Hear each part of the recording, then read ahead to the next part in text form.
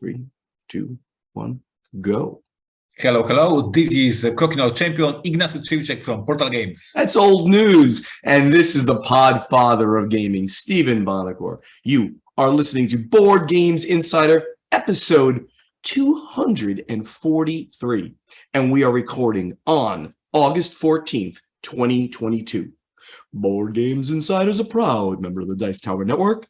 And Tom Vassell is not the man who brings you the insider information. Ignacy and the Podfather of gaming, Stephen Bonacore, are the men who do this for you.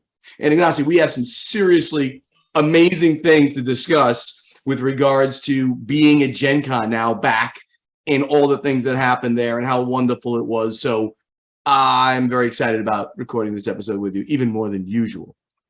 I'm already expecting you to say that, hello, our listeners. We're sorry, but we have so many news to discuss that we will not answer your questions, which is my standard. No, because there's so many things happening in the industry. I'm absolutely, there is a lot of things going on. We'll see, but a lot of them, you'll see everybody. I think we're going to get to everything today. So, but first, most importantly, what's happening inside of Portal Games? At Portal Games, the Ignacy is back in Poland after 5 weeks of vacation/business traveling around America. I miss you already. I miss you too. It was a great time finally meeting all my industry friends. Here at Portal Games, my team just started pre-orders for Essen. I was tweeting about this. Operation Gen Con closed. Immediately, Operation Essen has to start, because I don't know if all our listeners realize Essen this year is earlier than it used to be. Yeah. They moved it by 2 weeks, so that's why we immediately have to start the pre-order for Essen. So lots of things happening. But before we go to the pre-orders and strict dates, brag of the week, because we were recording the last episode at the beginning of the Gen Con. And now I can report after the Gen Con that we were sold out with Brazil, we were sold out with Gutenberg, so all our new releases super hot, and this is a great lesson for all the publishers. So once again, I want to a little bit of brag, obviously, but I want to share some knowledge.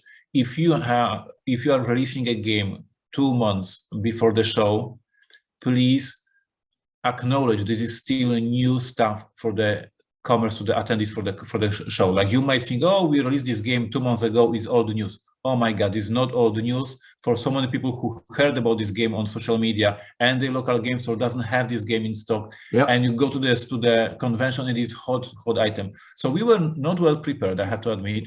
We had this new baby, Brazil, the hot new baby, and we thought, and we will take some of the Brazil with us. Oh my God, it was sold out after a few hours of the show, because so many people heard about this game and rushed to our booth to finally get it. And you were sold out on Thursday, right? After a few hours. We were sold out in the first hour of Friday. Like, we had like 10 copies left on Thursday when it was showing up. And the first hour of Friday, we were sold out with Gutenberg and Brazil. So on one hand, bragging, I'm very happy and very proud. On the other hand, a lesson to all indie publishers: remember, what's not new for you still may be new for your customers. And this is a big lesson from this Gen Con. Mentioned pre-orders and street days. We opened pre-orders for Essen releases.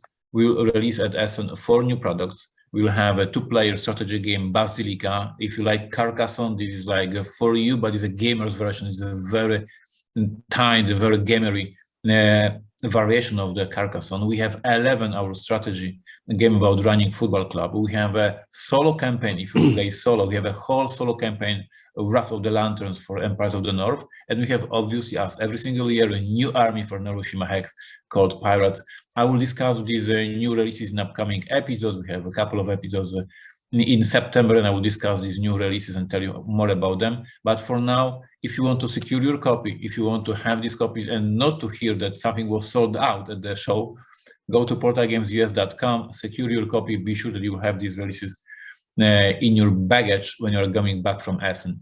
So this was happening, basically. Operation Gen Con, super successful. Brazil sold out, Gutenberg sold out. We are preparing for our Brazil release in September, late September in America. And my European team already working very, very hard on Essen. That is a lot of big, great news. And it's amazing how, like, big convention ends, you got to start immediately working on. It was so fun because I was coming back to Poland from Gen Con, and I came to the office in this Gen Con vibe. Ignacy is back from America. The team is working on Essen. Like, they don't want to hear my stories about Gen Con. Dude, we are preparing for Essen. You will tell us later. Dude, we got 1,000 things to do about Essen. Sorry, hang on. This is insane, but this was Gen Con was old news, but yeah, they got to get things done. So so here at the Podfather Gaming, I got a double challenge of the week here. And the first one is, both of these are time sensitive. And the first one is, I've talked about the World Series of Board Gaming, which you find at wsbgvegas.com. Okay. I'm the VIP guest of honor. That's a bit of a brag, of course, but I'm not getting compensated by these guys or anything like that. I really want this to succeed because it really elevates the silliness that we do in this hobby. We're making board games, and now people are going to reward the champion of the world with $25,000. I got that serious money. It's not video game money. They give away $1 million. Okay. But this is serious money for the stuff that we do. So if you want to hang out with me, have a beer, a glass of wine, play some games, come to wsbgvegas.com, go over there and check out what it's all about, first of all, which is you got to get a ticket to hang out there. There's going to be a huge open gaming library, okay, where it's by the way, it's the Dice Tower West's library, which is the biggest in the world, in North America at least. Huge library, 33 shelves. You come there, you get a ticket. The price range on the tickets are pretty wide, but the high-end ticket includes a room. So come, bring a buddy or 3. Make them split prices, the price of this ticket, that you're going to have. They can open game with you the whole time, and then you can do and play and maybe even split the prize money. Prizes, as I said, $25,000. There's a $10,000, $5,000, a $2,000 prize, depending on where you end up. So cool. Go to wsbgvegas.com. Get your tickets. Ticket sales are going to close on September 1st. So you're going to have about a week, a little more.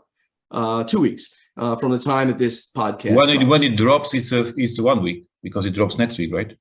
This podcast will drop on Wednesday the 17th, so they will have. You have not much time left. Listen to Steven. That's right. Listen. Also, not a lot of time left, especially for a big vacation. I want to tell you about the Podfather the Cruise.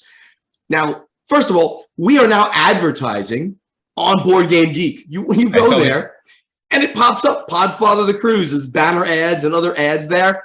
I'm not paying for those, by the way, because it's a charity. I spoke to Aldi, and he said, sure, we'll put you with some of the Board Game Geek advertising. They advertise their Geek Up bits and stuff, so he added me into that. So you can now see this is a for real thing. Again, you can hang out with me, have dinners and drinks, and just have a lot of fun on this cruise. The cruise is January 7th through 15th, 2023. So we're like talking about 5 months out. We have to close this 3 months out. We have to give back the inventory. We've got about 20 rooms booked now. We'd love to see a little bit more. All the net proceeds of this event goes to charity Ukrainian humanitarian relief efforts. So we're going to South America. It's 8 nights. It's out of Florida. Going to be a fantastic trip. Please consider. I know it's not that everybody has 8 nights that they can do and fly to Florida. It is an expense. I get it.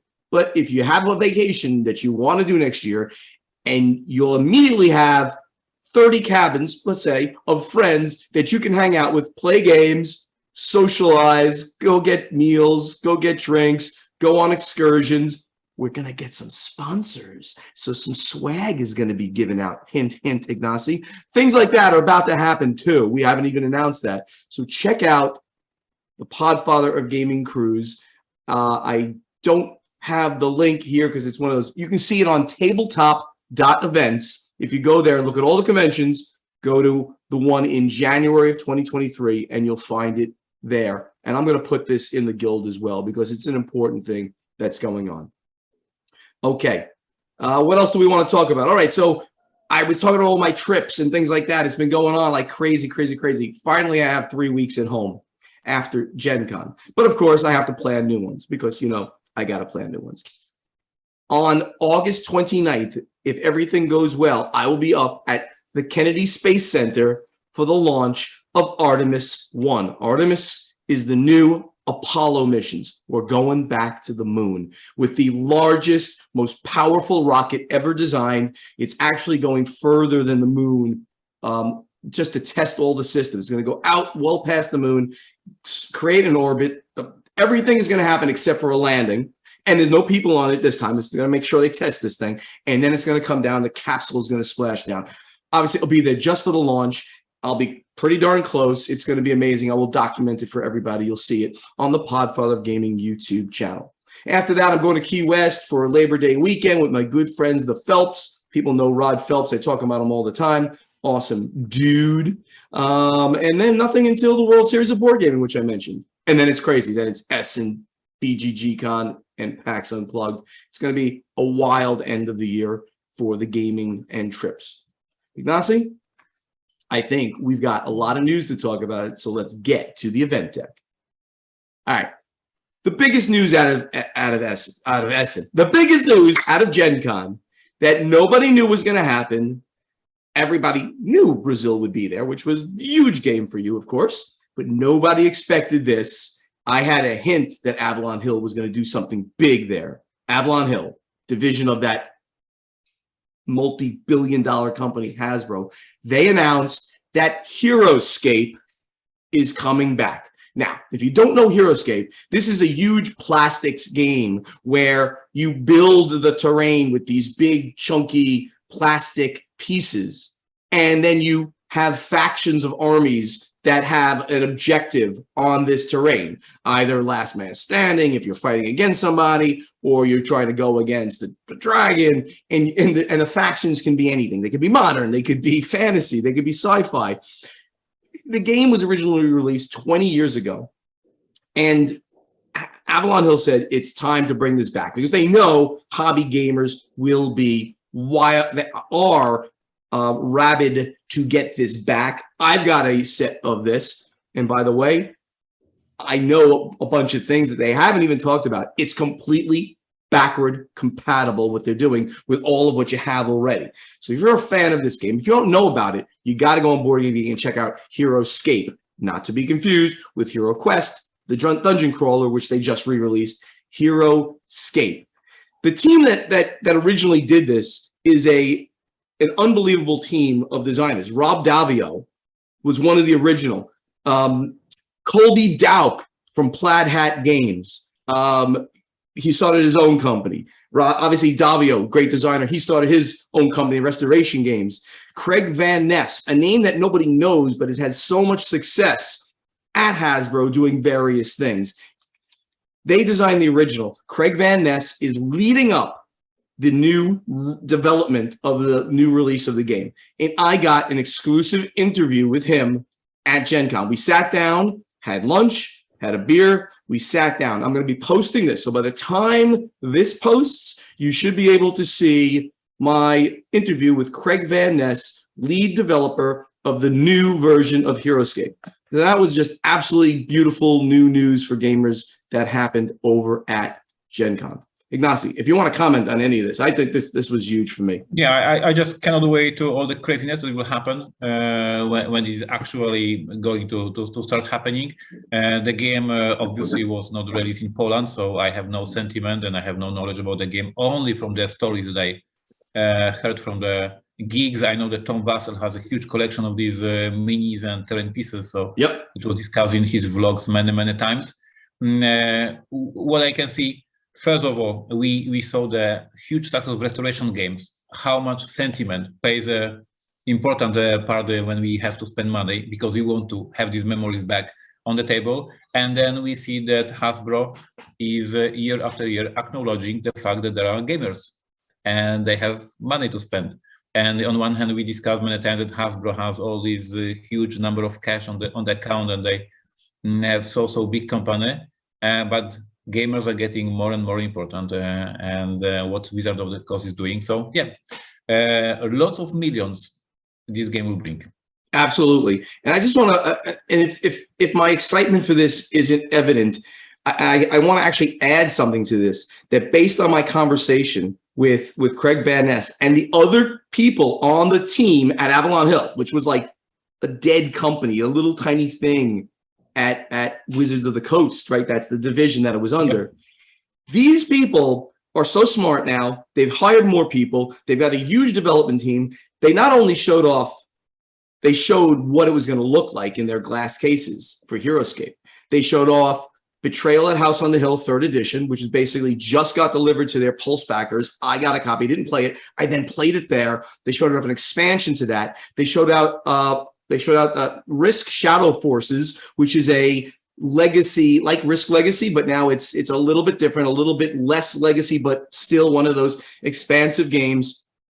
I'm looking forward to that. And then Yawning Portal, which is a Euro game set in the most famous tavern in the Forgotten Realms D&D world. I got a copy of it. They gave me a copy of it and to talk about. It's coming out in January. I can't wait to crack it open. This is a Euro game. You got to like serve your customers up at the Yawning Portal, but other things are going to happen as well. I'm making a prediction here. I want this prediction. Avalon Hill is back for the long term. I can't really make it on our little prediction episode because it's too hard to do that, because how are you going to judge it? But I think that they're going to start doing some things in a big way moving forward, because they realize that hobby gamers got money and board games is a big thing, so they can get in on the floor, use some of their old IPs, bring some of their new games using those IPs. I think it's going to work out well for them. Just to make it very, very clear. So we are now in the situation that during the year, we can secure the predictions that we want. Well, I don't know about that. We'll see. So, and then overall at Gen Con, they've announced in a soft way what the attendance was. And the funny thing is, my prediction was right. I predicted that they'd have 50,000 or so people. Approximately 50,000 is what I said beforehand. They've announced that they had over 50,000. While I was there, I was telling people, I think this is between 50 and 55. And essentially, that's what they were saying. They had more than 50, less than 55,000. Is it you that started the rumor, or is it like official Gen Con information? No, officially, Gen Con said they had over 50,000. And then there were rumors circulating that the number was right, somewhere right in between 50 and 55. But the point of the matter is 50,000 people. So that's not 2019 numbers, which were 70,000 back in 2019 pre-COVID, but a lot better on a percentage basis than Poor Origins, which only got up to 10,000 plus, where their high water mark was 20,000. So not great news for Gen Con. Gen Con is back. It was energetic. Ignacy, do you have any comments about how it ran and stuff? I mean, everything I did was so much fun and so well done. Yes, I want to, because on one hand, we discuss these big numbers, and our listeners may not understand what does it actually mean to have this 50,000 or 70,000, like does the publisher see the difference? So from my perspective, from the person working at the booth, the show was super busy. There was absolutely no way to run from one part of the hall to the other one, because it was so crowded that you had to run very, very slowly because the corridors were packed with the people. So perhaps, I don't know, because I was just at the vendor hall, perhaps there was less people at the stadium, Lucas Oil Stadium. Perhaps there was less people on the role-playing game sessions. I don't know, but my event for Batman was sold out immediately, and we had a whole room of people playing the game. And we should mention a special guest of honor at the event. And my booth was packed. As I mentioned, we sold out the games that we brought. So from the perspective of the publisher, a very successful show with many people wanting to buy games, wanting to try these games. I felt that it was as good show as the previous years. So as I said, I didn't feel less numbers than previously. So that event that you mentioned, the Batman Everybody Lies, that was Saturday night, right? It was, I did not go to the event. It was a crazy busy night for me. I went from the magic show. Caleb Wiles is unbelievable. He does magic for charity. He was unbelievable. He brought me on stage and I did magic because he sleight of handed me somehow, and I cracked an egg that I thought was fake, and it was crazy. Anyway, so I went from that, and I got roped into a great little gimmick that double exposure. asked me to show up at Batman Everybody Lies as Batman. So I got a costume. They gave me a Batman costume. I immediately put it on right after the magic show, rushed over to Ignacy's event, and I just showed up as Batman, standing there. And everyone's like, starts applauding. And I walked over to a bunch of tables, saw Ignacy, and I'm like, I am Batman. What do you know who I really am? And you looked over at the side and you saw Paula there, and you're like, yeah, I think you're Bonacore. That was great. I ripped the mask off. If Paula wasn't there, you wouldn't have known, I assume. I would have no idea. Some short guy. Surprised. I was so surprised. It was great surprise. I think, I mean, I enjoyed it a lot. I think people were enjoying it as well, because you were approaching every single table and doing some voices to them. And it was super fun. So I appreciated you found these 10 minutes to show up and make people laugh. And I ran from there to another event, which is really funny. It was a crazy night. So yeah, before I left, I literally went to every one of the tables. I gave them a Batman voice. I told them, get to the Batcave, because Batcave is one of the things that's in the game, which is in the basic scenario, it's probably not even good advice. I won't say that, but I told them to get to the Batcave. And it was great. So I took pictures with everybody, and it was a lot of fun. So thanks, Ignacy, for allowing me to be silly there. So on other news, it's really don't have a lot of other news that we were going to report on, but the big one is that Asmodee Distribution, right? So that they are now one of the big distributors in North America, and they're across the world. They do distribution, of course, but North American distribution, Asmodee, North American Distribution, got rights to now distribute a number of companies. And then like every day they announced a new one. They announced exclusivity on distributing Awaken Realms, a huge company, right? Exclusivity with Pandasaurus Games, exclusivity with BoardGameTables.com. They now produce games, less tables. They still produce tables, but less tables, more games now. And a non-exclusive distribution agreement with Funko Games, because Funko is a very big company and they have multiple channels, you know, in getting into stores and this and that. So now they're now doing the hobby distribution for Funko Games as well. Ignacy, I've always said this in the past that I'm not a fan of exclusivity, and there's a lot of that word being used here. But you know, these companies must have seen a good reason, and certainly Asmodee Distribution is doing a great job of distributing games. And every retailer essentially needs a account with Asmodee Distribution, or else they won't get any of the Asmodee product, which is some of the biggest selling product in the market. So it's interesting that so many people have come around and said, you know, I got to go with Asmodee Distribution exclusively, or at least for the hobby channel alone. So if you are securing predictions for the next year, I want to secure mine that, this is very tough year for the upcoming year for the distributors, other than North America, Asmodee, because I agree with you 100%. I don't like the word exclusivity. And just to put to our listeners this into perspective, exclusivity means that retailers can buy, for instance, Pandasaurus games only from Asmodee, not from GTS, not from ACD, not from Alliance. So these other distributors are losing customers, are losing product, are losing business. So this is a cute word, exclusivity, but it means that you are not going to do business if you are not Asmodee. So this is a very brutal way to take these publishers under umbrella of Asmodee. So as I was always saying, I prefer to have different businesses, competition, different options. So I keep my fingers crossed that the other distributors will find their way to run the business. But as you mentioned, every retailer in America have to have account with Asmodee, because you have to have Ticket to Ride, you have to have Catan, you have to have all these great games from Asmodee. And then if this retailer will discuss, well, do I need Alliance? Because Alliance doesn't have Ticket to Ride, Alliance doesn't have Pandasaurus games, Alliance doesn't have Awaken Realms. Well, I don't care about Alliance. It may be more and more often this thinking in the future in America. So I'm worried. I'm keeping my fingers crossed for the other distributors. And congratulations for Asmodee to just securing bigger and bigger part of the cake. It's going to be a very interesting way that this all plays out. But we'll get to that in the future. For now, let's get over to strategy and tactics. Okay, so John Hager, and I don't have his BGG sign. Sorry, Jonathan Hager. He says, congrats on 200 episodes. I've listened to them all, or at least the first 196. It was great last summer for my 75-mile commute between Beaverton, Oregon, and Netarts. Now, for a good question or two. First, a little background. Oh my God, he goes on. I built a vacation rental in Netarts, Oregon.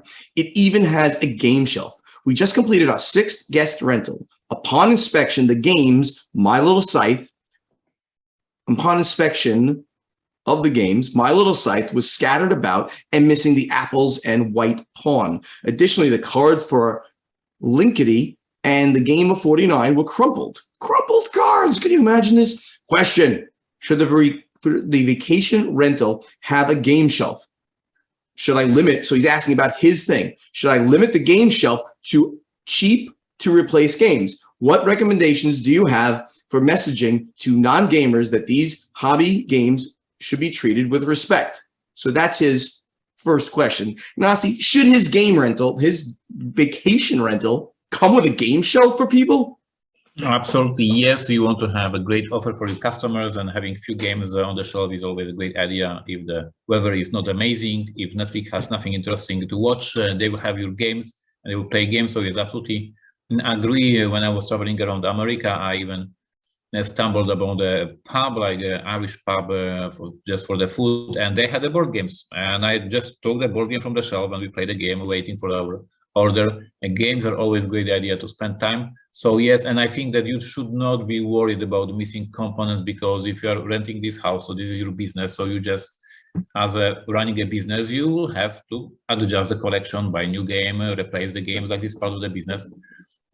So I say yes, go for it, entertain your customers.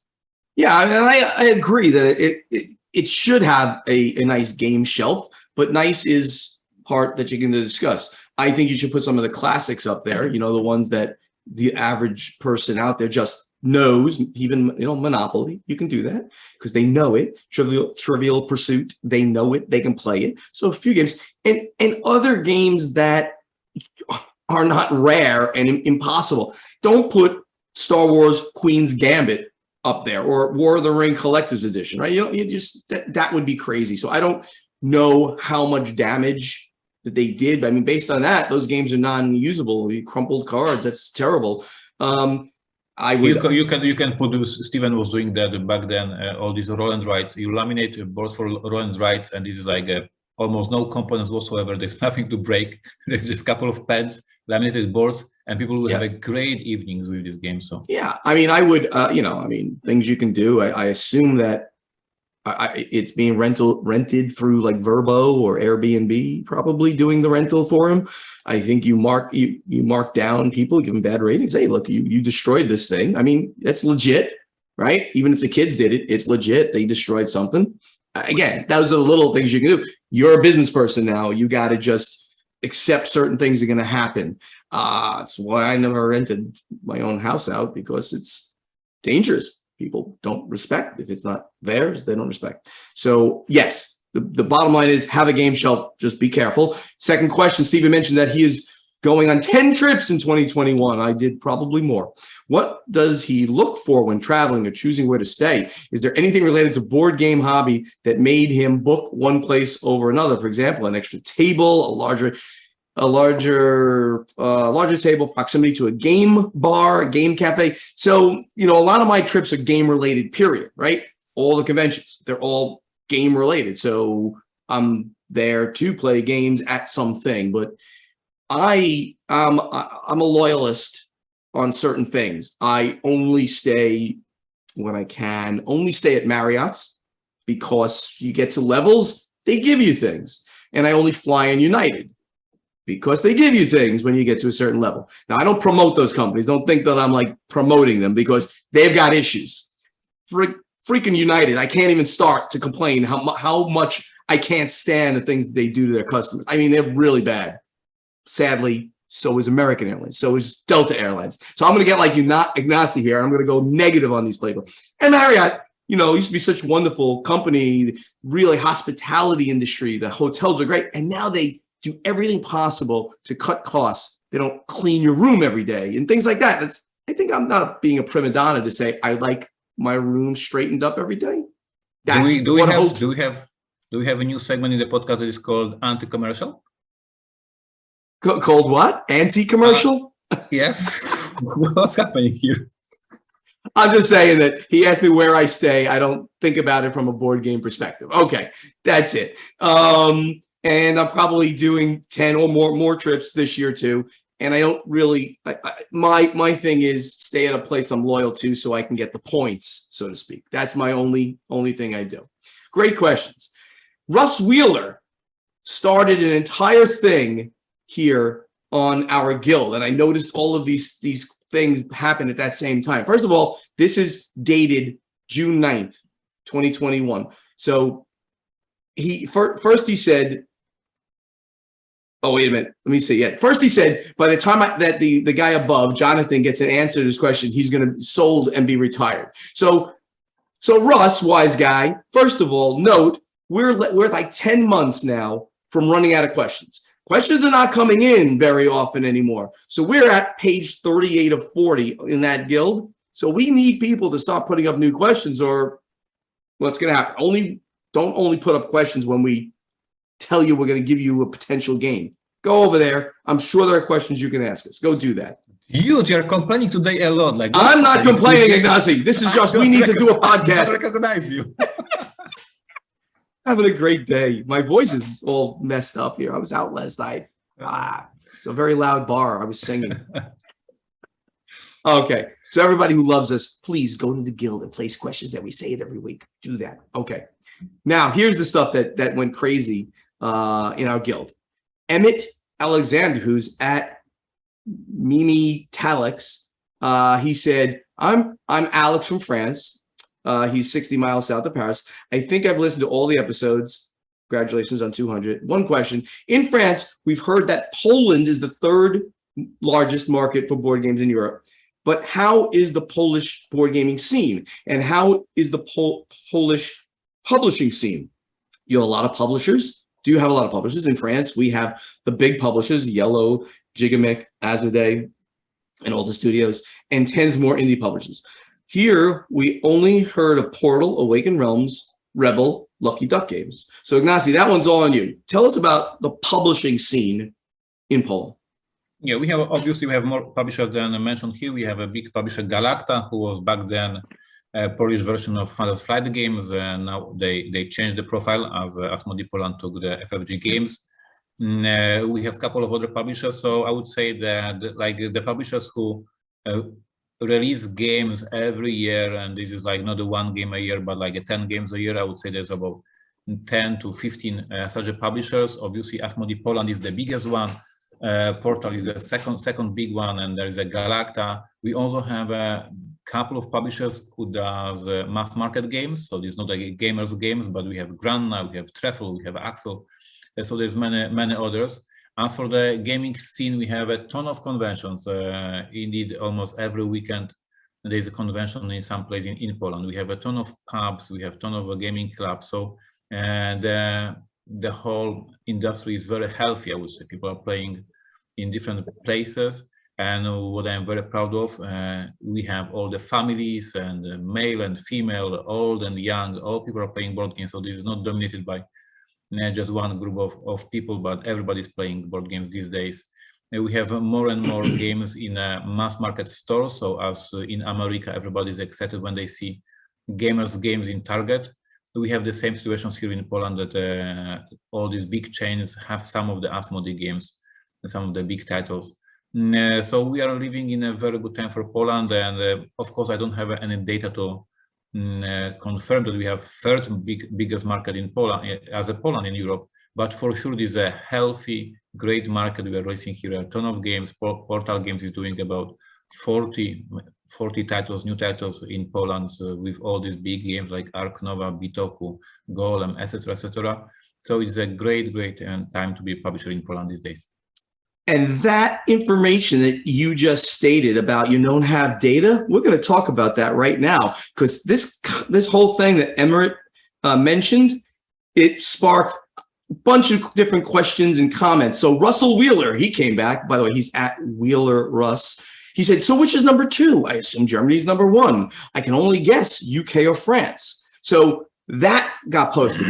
And then a gentleman by the name of Julian, it's all it was, Juju Latour is his handle. He said France. I wouldn't be surprised if someone told me that they were number 1. So he's telling you that France may be number 1. And then another Julian said, Julian Griffin, who's at Cavern, he said France is actually the first largest market in Europe, followed by Germany and Poland. And then the first Julian came back and said, I thought I heard that too, but did you find numbers somewhere? All I could find was like 350 million euros in 2020. I guess that's the sales he's talking about in France, and 400 million in Germany in 2016. So I figured that the trend was still Germany was greater than France. And then Julian comes back, Griffin. He says numbers vary widely from one site to the next, but I could find 475 million euros in 2017. So he's quoting numbers. And Russell Wheeler comes back and he's simply saying, well, what are you measuring?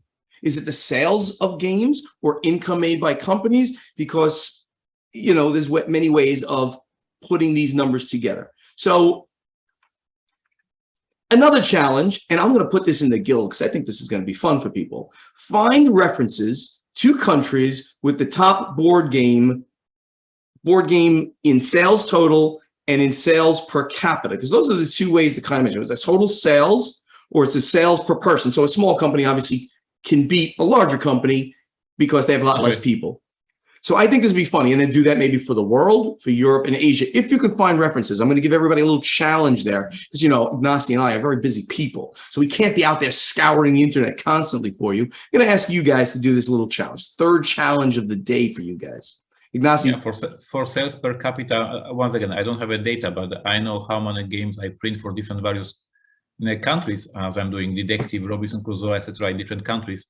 For the small country like Czech, and my print runs are pretty solid compared to other print runs for the much bigger countries. So here we can have a surprise winner in this challenge, because in Czech many people playing games, even though the country is very small. Yeah, it's going to be very interesting. I hope some people find some interesting stuff, and maybe we'll, you know, get back and we could talk about this next week. How's that sound? Ignacy and I both typing that we're going to end the segment right now simultaneously. We're typing in the show notes, fighting each other. Great minds think alike. That's it. Sentence. That's exactly. I knew I need to learn this sentence when I was in school. Great minds think alike. GMTA. So let's get over to play testing. That reminds me that I learned a new word when I was in America. What's that? And so I think that it is not the word that we can call. I mean, I can say the word, but I cannot explain what it means. And Steven probably knows it, but cannot explain it as well. The word is snafu. Snuffle? Snafu. This is snafu. Snafu. Okay, so this is my team commenting about my adventures when I was traveling around America. And they said this is ceviche is typical snafu. Very briefly, a snafu is a problem that all of a sudden arose. Like you were fixing something, but you're missing a part. Oh, we got a snafu. We got to go get the part. A snafu. It's an acronym, though, that the military used to use, which has a bad word in it. It stands for situation normal, all effed up. So, yeah. This is how my team welcomed me at the Gen Con when I heard all these stories about my adventures. They said typical snafu. Let's get to playtesting. So, Ignacy, last week you asked the question, right? What game released on the, you know, at Gen Con that was on the BGG Geek list piqued your interest the most, and try to pick one of the ones that wasn't in the hotness. So a hidden gem out there. You know, what did you find of those games? I found that our listeners failed me Many of them either didn't understand the question, either was too lazy. There was so many of you, and now I'm complaining because Steven was complaining the whole show. Now it's my turn to complain. So many of you picked Turing Machine, which is amazing game, was hotness of the whole show, was sold out immediately. Everybody is discussing Turing Machine. By the way, you need to buy the game because it's absolutely amazing. So all of you who voted for Turing Machine, no, this is not what we were expecting. For me, what was surprising, because I was considering buying this game. I finally didn't buy the game because I had very difficulties with my luggage because of the wave. But Mike says, I'm most looking forward to BattleTech Alpha Strike boxed set. So BattleTech is a game that is like from the 90s. Am I right? Like I remember it many, many years ago, released in America. And it was one of the first games released in Poland after the Russians go home and we were a free country and BattleTech was released. So I have these good memories of BattleTech from my childhood. And now there was this new starter set and I wanted, I can buy it again, show it to my son, show it to Mary. But finally I didn't buy it because, as I said, my luggage was already too heavy. So I passed on, but Mike, great choice. I really was considering this game. Chevy was our friend, our listener. Chevy also very disappointing answer because he put Village Rails from Osprey. I got a demo. The game was not for sale, so how does it help us? We were asking to help indie publishers to name a game that we can buy and help them. Listening a demo makes no sense. So basically, many people disappointed me, but Mike was good. Gotta have at least one Ignacy complaint per episode. Come on. So I'm going to pick one of your other guys, Paul Marchbanks, who said, happy hopping from Pegasus. It's a super... Never heard about this game. Great choice. Great choice. Don't know it. It's from Pegasus, a big company, but never heard of it. So it's good. Also, Paint the Roses. So I didn't know those games. So interesting choices that he picked. Everybody was on Turing Machine. You're right. And it's funny. I'm not going to give a true opinion, but I've had people come to me and say, no, they looked at it, they tried it. It's like just too hard because I played it 2 times at the Bruno Faiduti Gathering of Friends. I was blown away. I love this game. I already have my copy. Yes. But this is you have to crack the code. This is thinky, brainy game with this amazing gimmick that you have these cards. If you like deduction games, this is pure deduction game, but it is definitely not from the indie publisher small gem. No. This was like one of the highlights of the show. Absolutely. Kurt Van Huyveld, he says he gave a bunch. Cat in the Box was a huge game there, so that's not one of the ones we want. But disqualified. He said 3,000 Scoundrels, which I did not know, and the Fox Experiment. That was demo from Unexpected Games. So this is a new game from Korey Konieczka. Really independent Korey Konieczka, one of the icons of the industry, disqualified. How about the Fox Experiment? I have admitted I have never heard about this. There you go. So that one is okay. Oh, and guess who designed that game? Elizabeth Hargrave from Pandasaurus. Disqualified. Oh, that's disqualified too. Okay, one more. Eric Langenbach. He says from Pearl Games, Lofoten from Pearl Games. Okay, I think that one qualifies as a good one to mention. Yep. And I don't see any other ones that he mentioned. These are a long paragraph, but Lofoten from Pearl Games. Yeah, we wanted to give a little shout out, right, to maybe some of the smaller companies, or just the ones that people didn't know about that were being shown off there. So yep. Some people failed, some people did okay. All right. So for next week. By the way, did you see any ones that you wanted to mention? We always try to mention games too. We talked about it last week. I didn't have much time, so I brought from Gen Con just new Exit games, but it's not independent. It's a great series of games, and I brought Scout like everybody else because the Spiel des Jahres winner, so everybody was buying Scout like crazy. Yep. I didn't have time this year to browse through the booth and see something. Got it. Next week, this is my question to you, and I went with a big generic one here, but it's like, what are your top 5 games of all time, or your top 1 or your top 10? I'll make it very, very generic. Just give it to us in like a numbered list format to make it easy for us to talk about, instead of a big paragraph. But then after that, of course, you can go there and do some explanation on why. Maybe it's mechanically you like these games, or maybe it's thematically, or whatever you do, you can talk about it there. But give us a nice list of 1 to 10 or whatever number you like to give us, and we'll see if we have any trends with our listeners. Ignacy, you want to mention a couple of your favorite games of all time? So first of all, I want to say that is a great question. Oh, and I'm surprised that after this all years of recording, we didn't come up with this question earlier. We might have already. I don't know. No, I don't remember this question. So it is a very good question. Of course, it's very difficult to name these 5 games. We all know that there's so many genres, so many games. Like I had this conversation when I was in America. This, I guess you know the game No Thanks from Amigo Spiele. Of course.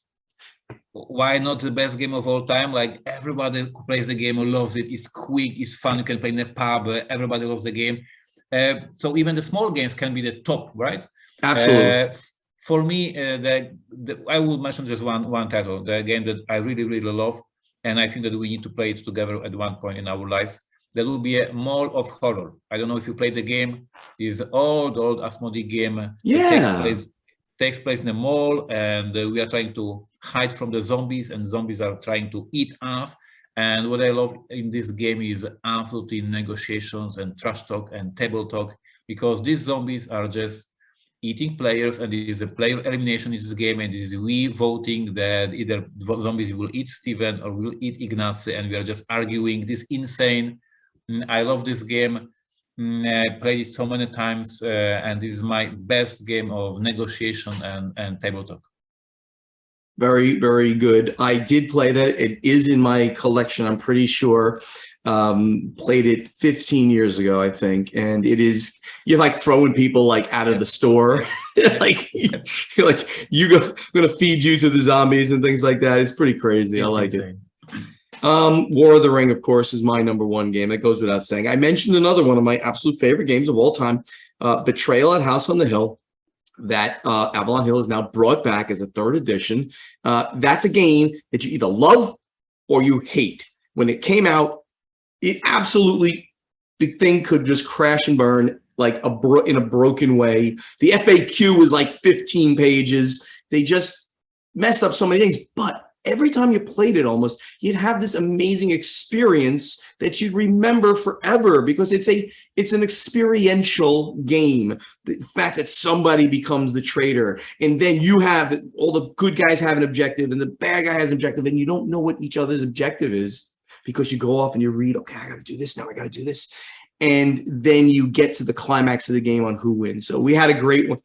The new version, which they streamlined some rules, that was good, but they added 50 new haunts in the game. So it's even better than it used to be. I'm so happy about it. And so that's got to be in there too. And of course, I've been talking about Foundations of Rome. I can't imagine that game is not going to be in my top games of all time, because I just love it so. And it's so easy to play, and you can play with even non-gamers in its basic form. So why don't you go out there and tell us what you have as your 1 or 10, whatever you want to put up there. Do it as Ignacy is going to put in there, creating a numbered list. He's going to go right now and create that thread on Board Game Geek for you to answer the question. And as he does that, I will go to the final scoring. Thank you all so much for listening, and help us spread the word about this podcast by telling your friends to download Board Games Insider wherever they like to get their podcasts, or watch Board Games Insider on the Podfather Gaming YouTube channel. To ask us questions for our strategy and tactics segment, you must post them in the correct thread in our guild on Board Game Geek. To answer our question to you from the playtesting segment that we just had, also go to the guild on Board Game Geek and look for the thread with this episode's question. And by the way, I'm going to just take another second here to say we are running out of questions for strategy and tactics. By the end of this year, we're going to be almost at 0, maybe less than a page left. So if you like that segment, when we're talking directly to you who've given us a question, please go there and post some questions. They could even be repeats, but we want people to engage with us. So we have that there. Please do that for us and for you. Board Games Insider has a Facebook page, so please like us on Facebook, Also on Facebook, please like Ignacy's page and Steven's page, which is /PortalGamesUS and /PodfatherGaming, our website, portalgamesus.com, podfathergaming.com. Please go there, sign up for the newsletters, and find out up-to-the-minute information on what's happening at Portal and with the Podfather. On social media, you can speak directly to Ignacy and Steven. On Twitter, it's @PortalGamesUS and @PodfatherGaming. Same on Instagram. And the YouTube channels of note are Portal Games Movies, Portal Games Gameplays, and The Podfather of Gaming. TikTok, Portal Games US. We hope to see you at an upcoming convention in late 2022 and into 23 as we open the world back up again. Board Games Insider was professionally edited by Matthew June from This Game is Broken podcast. And if you'd like him to edit your podcast, please contact him on Twitter or email at thisgameisbrokenpodcast@gmail.com. That great voice you hear doing our intro, outro, and in-between segments is that of Ray Greenlee. He can be contacted to do voiceover work at raygreenleevoiceover.com. So, Ignacy, I threw some stuff here at the end of the show, again mentioning the World Series of Board Gaming. You only have 2 weeks by the time you hear this podcast. WSBGVegas.com. You and I can hang out together in Vegas, drink, eat, party, play games. Grab a bunch of friends and do this. Guys out on the West Coast, you drive there, right? So literally, if you do this and you pick that package, the only thing you're going to have to do at that point is spend money on food and buying me beer. No, it's okay. I'll buy my own beer. Come out, hang out, play some games. We'll go out and get a drink. If you really want to get to know all these celebs, Paula Deming's going to be there. Some guy named Tom Vassell, not that important. The people, the Blue Peg, Pink Peg, Robin Christina, Man vs. Meeple, David Waybright is going to be there. It's a pantheon of fun, engaging people with me as the lead. Hang out with us. Come to the World Series of Board Gaming, WSBGVegas.com to find out all that. Ignacy, anything else? Thank you for all the cookies at Gen Con. Yeah, I saw you posting it. There were a lot, man. Great stuff. Everybody, we'll see you next week. Bye-bye.